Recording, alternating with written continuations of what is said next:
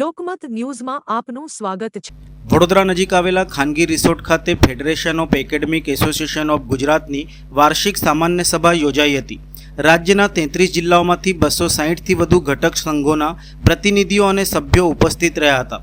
શિક્ષણ ક્ષેત્ર સાથે જોડાયેલા આગેવાનોની ઉપસ્થિતિમાં યોજાયેલી આ બેઠકમાં સંગઠનના વિવિધ એજન્ડા મુદ્દાઓ ઉપર વિસ્તૃત ચર્ચા વિચારણા કરવામાં આવી હતી તેમજ અનેક મહત્વપૂર્ણ નિર્ણયો લેવામાં આવ્યા હતા।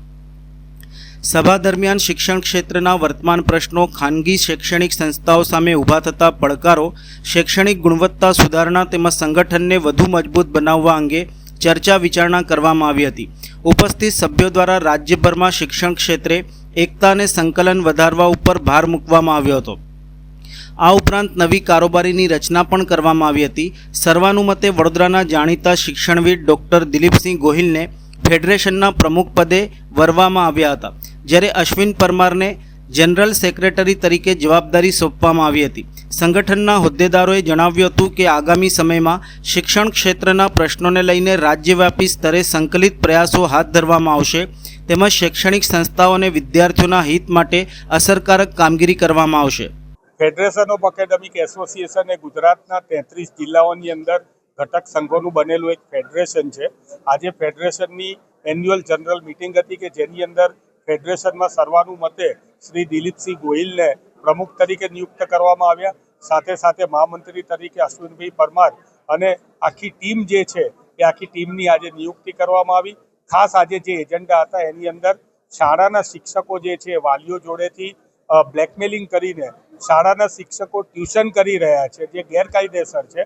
આપણા નિયમમાં છે ટ્યુશન અધિનિયમની અંદર કે શાળાના શિક્ષકો શાળામાં કે શાળાની પ્રિમાઇસીસની બહાર વેતન કે અવેતન કોઈ પણ પ્રકારનું ટ્યુશન જે છે એ કરી શકે નહીં। છતાં પણ એ લોકો ટ્યુશન કરે છે તો અમે અહીંયા નક્કી કરેલું છે કે આવા ગેરકાયદેસર ટ્યુશન ચાલતા હોય, શાળાની પ્રિમાઇસીસમાં ટ્યુશન ચાલતા હોય કે પછી કોઈ પણ ડે સ્કૂલ ચાલતી હોય, ત્યાં ફેડરેશનના પ્રતિનિધિઓ વાલીઓને સાથે રાખીને જનતા રેડ કરશે અને આગળના દિવસોમાં સરકારશ્રીને પણ વિનંતી કરશે કે આ બાબતે યોગ્ય પગલાં લેવામાં આવે।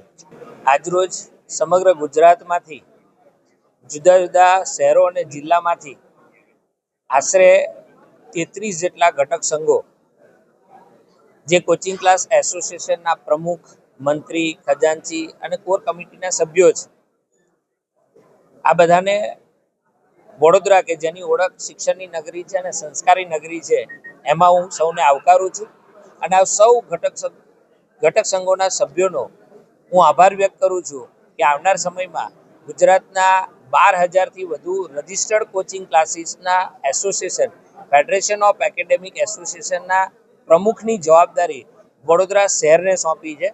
વડોદરા શહેર આવનાર સમયમાં વડોદરા શહેરમાંથી જ જેમની નિયુક્તિ થઈ છે એવા મહામંત્રી આદરણીય અશ્વિન સર અને સાથે જ કોર કમિટીના ચેરમેન આદરણીય હેમાંગભાઈ અને સાથે સમગ્ર ફેડરેશનની ટીમ સાથે કોચિંગ ક્લાસનો વ્યવસાય એ વાલી અને વિદ્યાર્થી માટે ઓપ્શનલ છે। જે કોચિંગ ક્લાસ ખૂબ સારી રીતના જે બાળક નબળું છે એને શાળાને પૂરક બનીને અને સારું ને શ્રેષ્ઠ શિક્ષણ આપવાનું કામ કરે છે, પરંતુ આજની કેટલીક શાળાઓ ગુજરાત રાજ્યના શિક્ષણ વિભાગના બધા જ પરિપત્રોને ધોળીને પી ગયેલી હોય એવી શાળાઓ જે છે આવા પરિપત્રોનો સરેઆમ ઉલ્લંઘન કરીને શાળાઓ કોચિંગ ક્લાસ બની ચૂકી છે, વાલીઓ અને વિદ્યાર્થીઓને લૂંટવાનું એક સાધન બની ગઈ છે।